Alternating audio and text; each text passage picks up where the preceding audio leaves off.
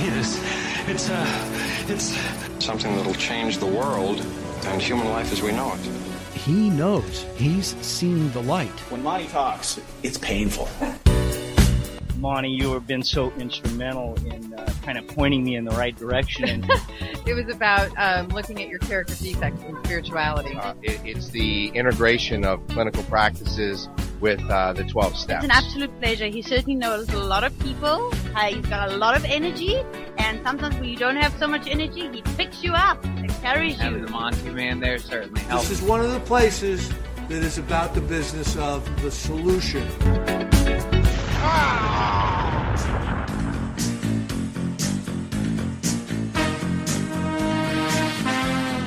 The views expressed on this special broadcast of the Take 12 radio show do not necessarily reflect those of KHLT Recovery Broadcasting or its affiliates. KHLT is not affiliated with any particular 12-step fellowship. Now here's that guy who's getting less popular minute by minute, your host, the Monty Man. Well, greetings, everyone. I am your host, the Monty Man. This is the Take 12 Recovery Radio Show, and this is a special edition. We are continuing with our edited version of a previous show, a whole series, in fact, that we did back in 2015 on the promises of each of the 12 steps. This week, we pick up the conversation with my sponsor, Bruce H. and Marv R., and we are looking at the promises of Step 8. Let's join the discussion now. Let's unpack this thing a little bit. All right. The first one, Step 8. There's one promise in here. It's on page 76. It's also in the 12 and 12. It says, if that degree of humility could enable us to find the grace by which such a deadly obsession could be banished, here's the promise, then there must be hope of the same result respecting any other problem we could possibly have. That is a loaded statement. There's a lot to that, isn't there, Bruce? There sure is. There sure is. And so I'm going to share something with you guys, and Bruce and I talked about this prior to the show. So those of you who are not of the Christian faith, hang in there with us, okay? Because I need to share this. When I experienced the miracle of the relationship I have today with Christ, when that happened to me, something changed in me. And I was able to apply and implement things I learned, my walk with the Lord and so forth, in not just recovery, for lack of a better term, but in a ton of areas of my life. And my walk, although not perfect, looked different. It just did. It was a humbling experience, to say the least. I was one of those guys that there was an altar call, and I do not remember. I mean, I remember being moved in my spirit to a place that I can't even describe. But I don't remember getting out of my chair and going up to that altar and giving my life to Christ. All I know is I remember being at the altar and tears flowing down my face. But getting up from the chair and walking down it, I have no recollection of that. That's just me. And I've always believed that probably that's because I had little to do with that. That God drew me. Because I didn't want to do that. I remember actually going to church that Sunday and with an attitude. Because there was an evangelist. I'm not going to buy into this garbage. I was fighting all the way. But something happened to me that day. And so if I look at this, if that degree of humility could enable us to enable me to find the grace by which such a deadly obsession, the alcoholism, could be banished, then there must be hope of the same result respecting to any other problem that I possibly could have. And that is true. That is true. So we were talking about that. That's how that kind of applied in my in my conversion experience. Bruce, you want to elaborate on that a little bit and how that kind of lines up with the AA experience and working this thing? Sure. If we've had that experience like what you're talking about, we want to share that with other people so that our life looks different. So if we can have that degree of humility, which we find, in the grace, that this obsession has been relieved, and we've experienced that, well, then we'd want that to carry on, and we would go out and hope we'd have the same results with other people. Now, watch what it is. God removed the obsession. Yes. God has to be involved in this. We have to go out and do this. We have to perform this. But that should be a driving force for us to do that instead of let's get sober. Let's stay sober. That shouldn't be the reason we do this anymore. We should be doing it out of being relieved. And we hope that we get some relief by doing these other things, not just a selfish thing. You see what I mean? Oh, so you're saying that we go out and we extend the hand that we talk about because of what's been done, not because we want to stay sober. Yeah. I've tried to live out of the spiritual life for what Christ has done for me. And that's the same principle I think we're talking about here, because the obsession has been removed. Try to start to live out of that. If you've experienced that and you go out and you try to make your amends because of that, you'll have learned something about forgiveness because of what you've been forgiven for. So isn't it kind of a bait and switch? Because we hear, well, if you will go out and do these things, if you will work with people, etc., you'll stay sober. But then we find out if we really investigate this, that staying sober is just a benefit of that. It's not the motivation for that. Most people, not only that, but it can be very disappointing because if you're not operating from the premise of the third step, there you go. In this, you come to your own end at some point in time because you don't have that spiritual part going on.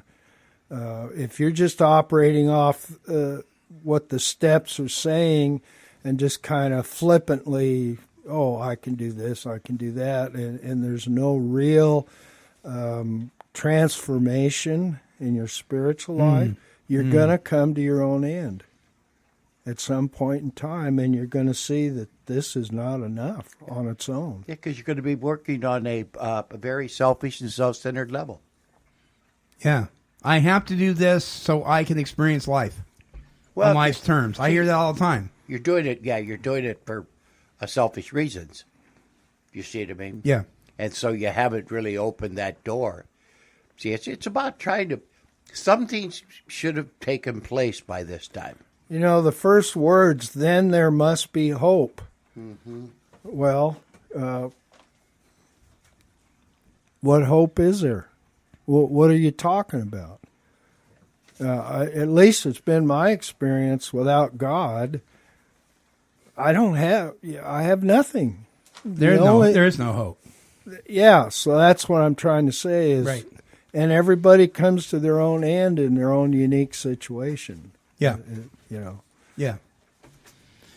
But I don't want to dismiss the promise either. Right. Absolutely. But that is a promise is as a result of something.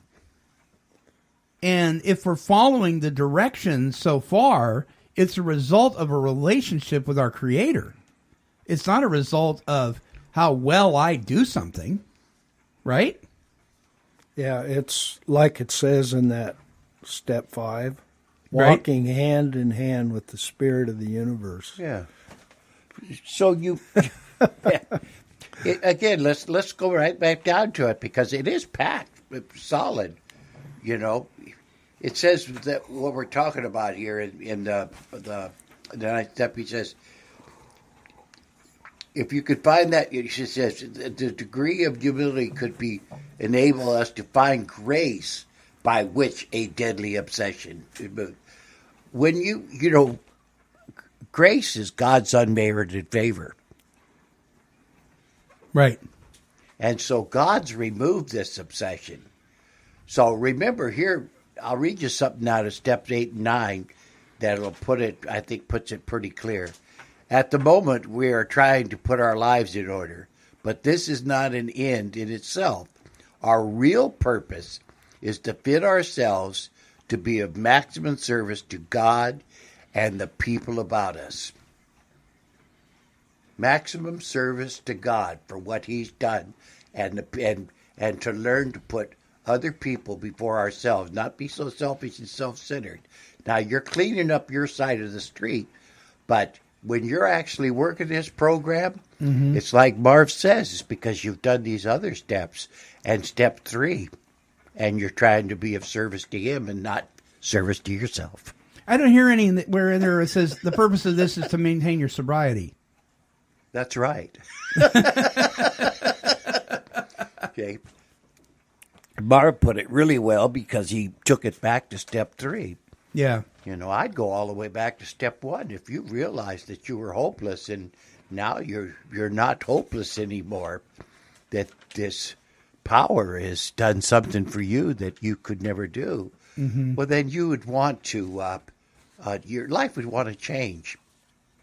And you'd have hope that this thing could be done, and that you could make amends to people. Something is going to look different.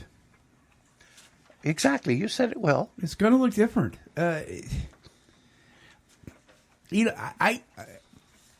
When I screw up in things daily, whether it's an attitude or I say something I shouldn't, or whether it disturbs me.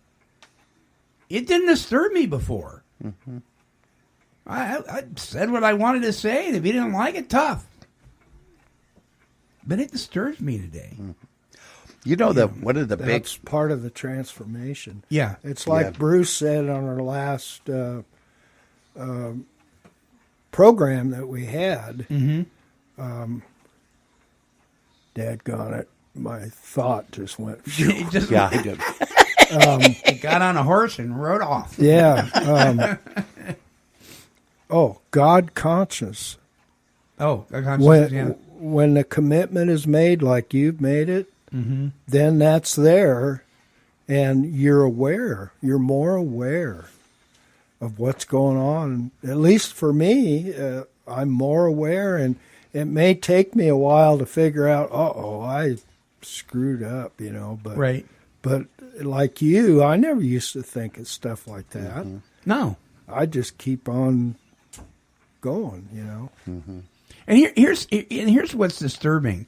I know people that have experienced that change, that process, that psychic change we talk about in the book, that spiritual awakening, and now when they do certain things, it disturbs them, but they still don't change. Their behavior still isn't any different. Yeah, we can be very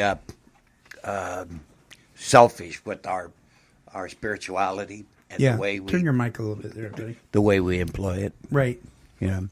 It's things. I think it's something to be learned. It's just not something that we do. We have to learn to live out of God's grace. So before we move on, let me share something that I have observed for a long time on social media. There's a lot of inappropriate physical gestures made on social media. We have pictures of Mr. Rogers flipping people off. Of course, it's photoshopped. We have people flipping people off right and left, pictures and with funny slogans.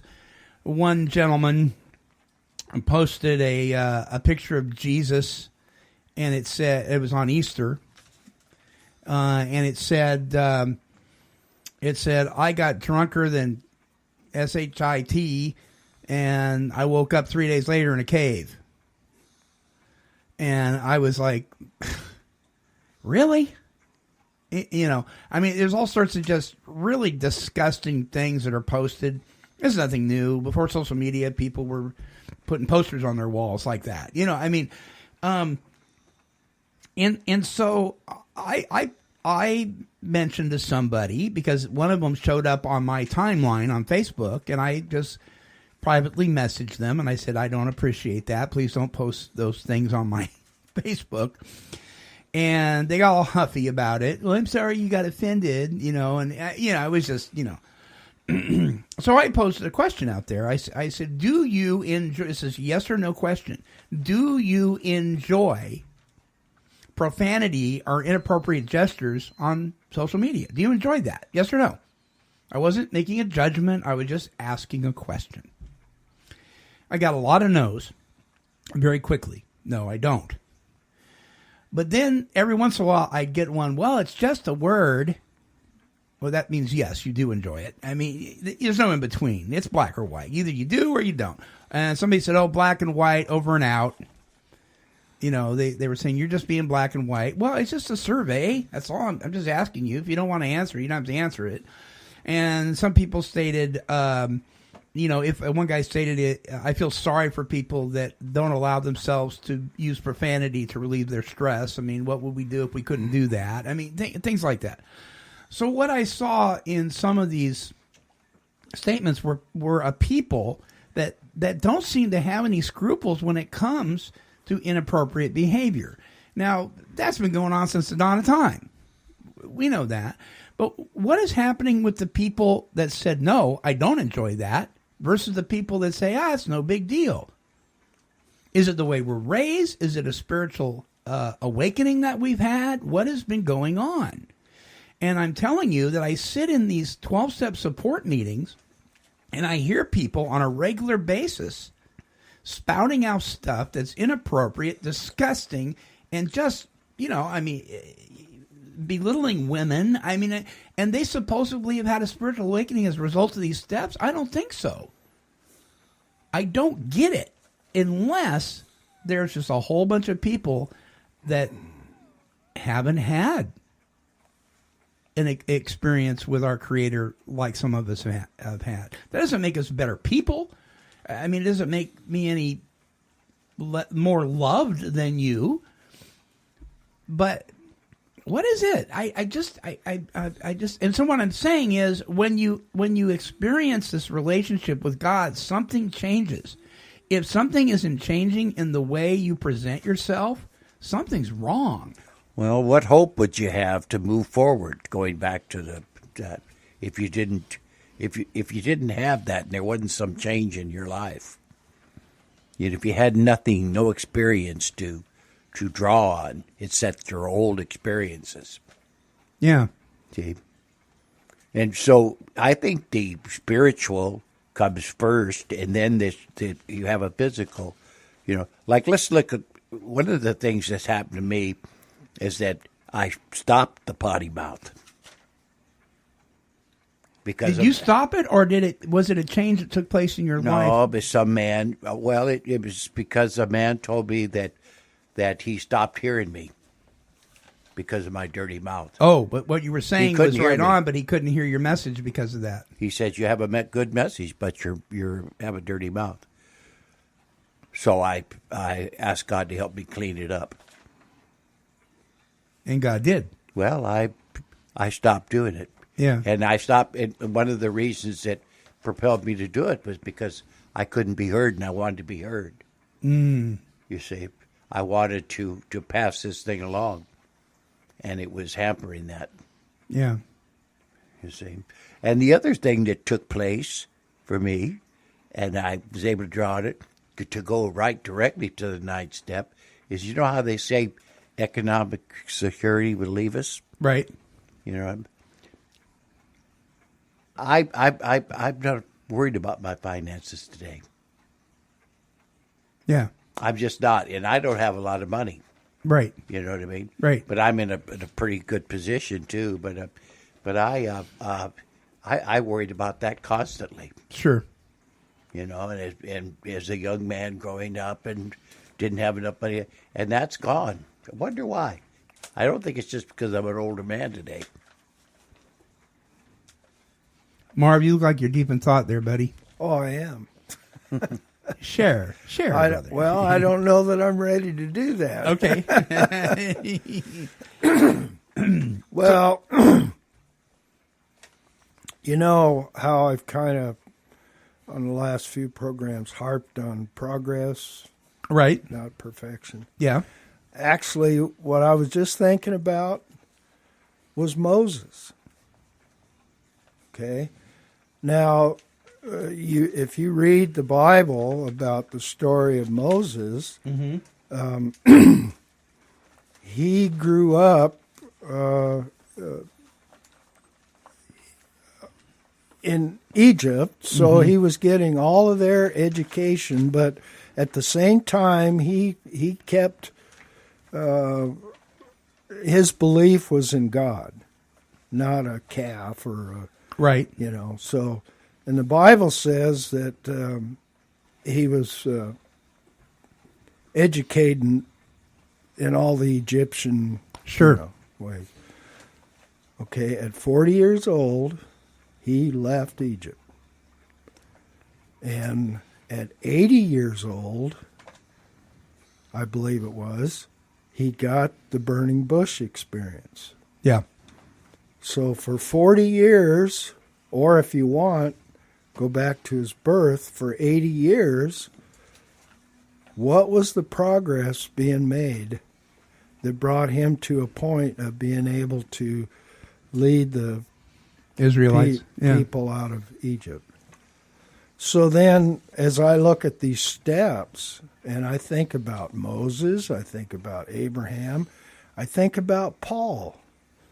How many years was it before Paul was really effective in his ministry to the Gentiles? Oh, I think over 14, something like that. Yeah. So okay. So my point is, we don't really know what goes on with these people that are doing the things that we've been talking about, and what their progress is. One thing I'm convinced, because I've seen it in person, is that people who come into AA and really stomp or beat on the table about being an atheist and I'm not going to go along with this and all this stuff, change.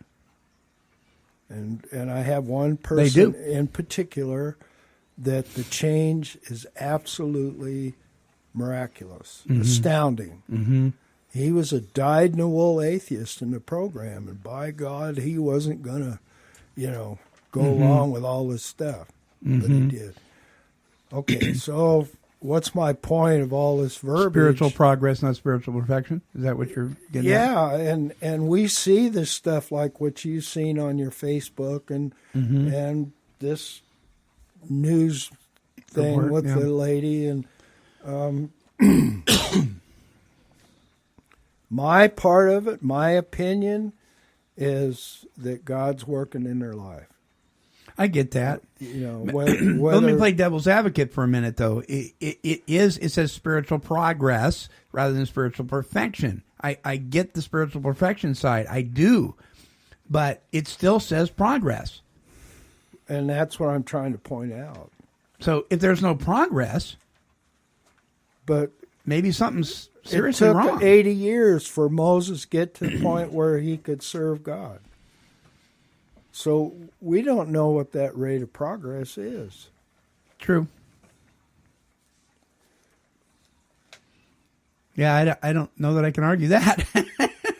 I really can't, Yeah. You know what I guess it is, and here's my very humanistic side, is I want the best for people. Sure, and I hate to see people. I hate to see people suffer needlessly in their own mire and yuck. You know what I'm saying? They don't even know they're suffering, I don't think. Yeah, I think you're right. I think you're right. Because the guy that said, old high school buddy of mine, I feel sorry for people that can't express themselves by using profanity and stuff to relieve stress. I think he really believes that. I don't think he's being mean. I think he really believes that. I wish that we had our camera. Not that I want to be seen, but Marv is right about the progress, but it's a spiritual progress. Right. And if we're not relying upon God, what are we relying upon? Self, usually. Right. Goes right back to relying upon self. So we got this core of our being that's selfish and self-centered. That's what we found out when we did this steps 1 through 7. We have this core. That's who we are. Yeah. And we've been operating now this selfish and self-centered core. That had everything to do with our beliefs. That had everything to do with our values. And that had everything to do with our conduct. And everybody wants us to go out here and change this conduct. See? And work on that. And what AA, I believe, is trying to teach us is that if we've had some sort of spiritual awakening, we see our problem and we ask God into our lives, then we try to work out of this spiritual center. And we try to grow from that and have that have everything to do with our beliefs. So then the spiritual progress happens. Then our values change and then our conduct changes. That way we change from the inside out. Spiritual progress. But what we want to do is go back and rely upon ourselves. Remember who's driving the bus, and then he's a co-pilot, and I keep taking it back, and all the things we hear. It's because it's a very difficult thing. And that's why we have these 12 steps to evaluate ourselves and see where we're at. And that's why we have sponsors. You see what I mean? For we can talk to them, and they can get us back centered. Me and Marv talk to one another all the time about these things, for we can bring each other back to our center, for we can live out of that instead of out of our circumstances. Right. You see? Right. So, I mean, it's really important to see what's going on here. And I believe that's what we're supposed to be learning to do is live out of that spiritual life and not this secular life. But we're carrying that with us.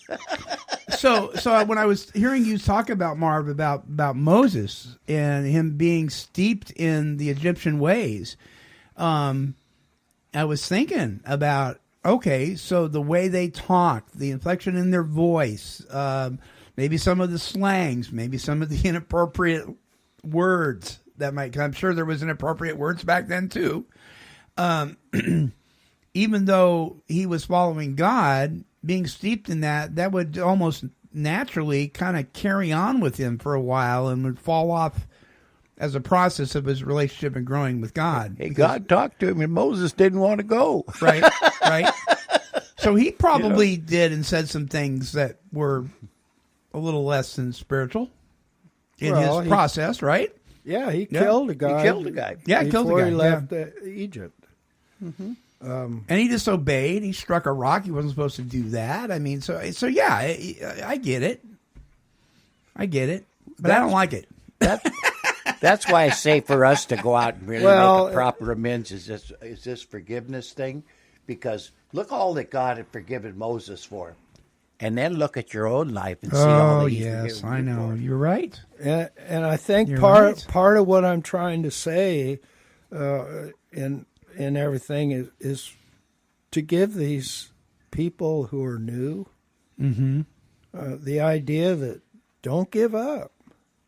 Right. You know, these promises are real, but they are coming after the fact. Right. And just don't give up. So if you've been used to saying the F word every other word, it may not fall off of you immediately. It may take a while. And it doesn't mean you're not growing, right? Sometimes quickly, sometimes slowly. Well, I have a question. If we tell them don't give up, what are we telling them not to give up to? Waiting for the... I think, to me, that's what this program's all about. The great reality. The reality is Christ. Yeah. and hopefully we are passing that on as we go, and that's right. why they don't give up. Very well. Yeah, they may not understand, but don't let your misunderstanding get in the way. Hang in there. We're almost out of time, and I suspected this would happen. This went really quick. We're going to address the 9th step promises next week. So I will say this: it drives me loony when people and that's my problem, not theirs. But when people read the promises in meetings without explaining these are the 9th step promises. That's fine. If you want to read promises, read some of the 3rd step promises, maybe. Read some of the 1st step promises. Whatever. Give them all a chance. Give them equal time. But when we read the 9th step promises as, will somebody please read the promises? Newcomers are going, well, no, that stuff's coming true for me. I don't know what I'm doing wrong. Well, these are as a result of the 9th step. It says if we are painstaking about this phase of our development. What phase? The amends phase. These things don't come true as a result of just walking in a room. Yeah, it's a real. We don't do this just to stay sober, but the benefits that we receive from this, are just off the chart. The freedom that you get. I have that story about my sponsor that I'll share next week. Okay. About the amends I made with her.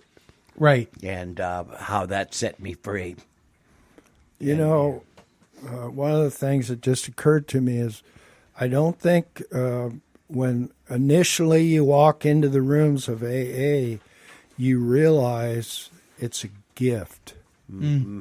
So many times I've heard people with different periods of time under their belt, and they'll say, I earned this chair. Oh, God, that drives me crazy, too. And one lady here, it's been a few months ago, I said, no, you did not earn that chair. That chair is a gift.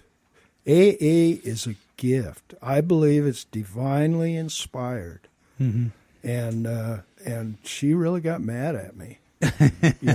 But that's the whole thing. Everything that's been talked about and what you've done in the past with this program and everything, it's extending God's gift to people. Amen. I hope so. So anyway, you can't add or take away. I really appreciate it. You can't add or take away from grace. It's no longer grace, and you can't add or take away from a gift. Right. It's a gift. It really is. It's kind of like God. He is or he isn't. It's either a gift or it isn't a gift. Mm-hmm. There's no in between. Yeah. Well, good stuff, guys. Folks, don't forget, email me. I'm sure I'll get some comments on this show. This is a lot of fun, and you don't have to agree with us to comment. Comment anyway. We'll put you in your place, right? No, I'm just kidding. Listen, don't get offended, please. Don't get offended. Don't let what we say drive you crazy. We're in process too. We really are, and it doesn't matter how long you've been sober. It's about being restored to sanity, and sometimes we're just a little insane. Yes, we are indeed strangely insane at times. Listen, if you do want to comment on the shows, remember you're free to do that here at our YouTube channel. If you have signed up on YouTube, also at our email address at take12radio@comcast.net. Also on our Podomatic page, you can comment there. You can comment on our LinkedIn page. You can comment on our WordPress page and all social media platforms. All right. Until our next broadcast, this is the Monty Man, and I'm wishing God's perfect serenity for you. Bye-bye now.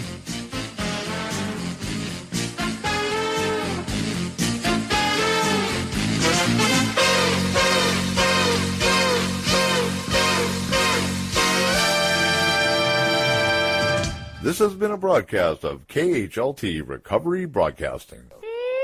Kitty, kitty, kitty, kitty.